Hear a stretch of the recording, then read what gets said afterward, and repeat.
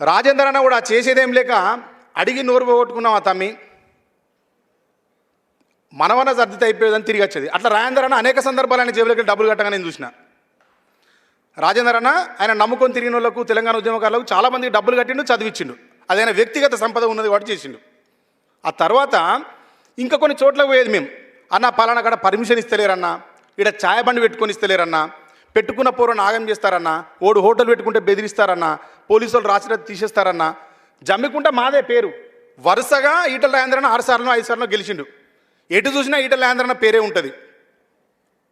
ఇది కలెక్టర్ ఆఫీస్లో పని ఉందన్న అని పోతే కలెక్టర్ ఆఫీస్లో పని చేయకపోయేది, రేషన్ కార్డు కోసం పోతే రేషన్ కార్డు ఇవ్వకపోయేది, నల్లా రాలేదు నల్లా పంపు కోసం పోతే మా అక్కల నల్ల వేయించాలని పోతే మా అక్క వాడకు పెద్ద మనిషి తమ్మి ఇజ్జత్ పోతున్నారా జర చెప్పురా అంటే పోయి మాట్లాడితే రాజేంద్ర అన్న దానికోసం మాట్లాడితే కూడా ఏ ఆఫీసర్ స్పందించలే, ఎవ్వడు కూడా లెక్కలో తీసుకోలే.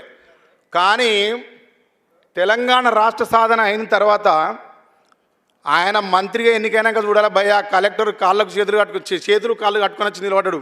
ఏం చేయమంటే అడ్జస్టానికి ఏ కాలేజీకి పోయి మేము నిలబడి చెప్తే ఈటల రాజేందర్ అన్న పేరే పక్కన నిలబడితే వాడు చాలా గౌరవంగా తీసుకుపోయి కూర్చుండబెట్టి అడిగినంత ఇచ్చి చేసి పని పంపించిండు.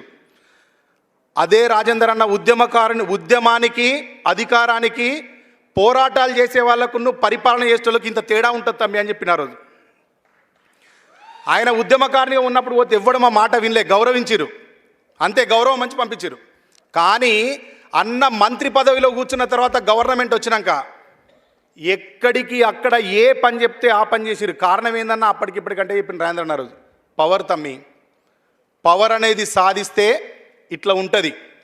అధికారం మన చేతుల్లో ఉంది కాబట్టి మనం చెప్తే వింటారు తమ్మి, లేకపోతే వినకపోతుండే అని చెప్పిండు. పృథ్వీ అన్న మీరు కూడా రాజేంద్ర అన్న లెక్క అధికారం సంపాదించాలి. అధికారం సంపాదించి అందరికీ దాన్ని సంపాదించడం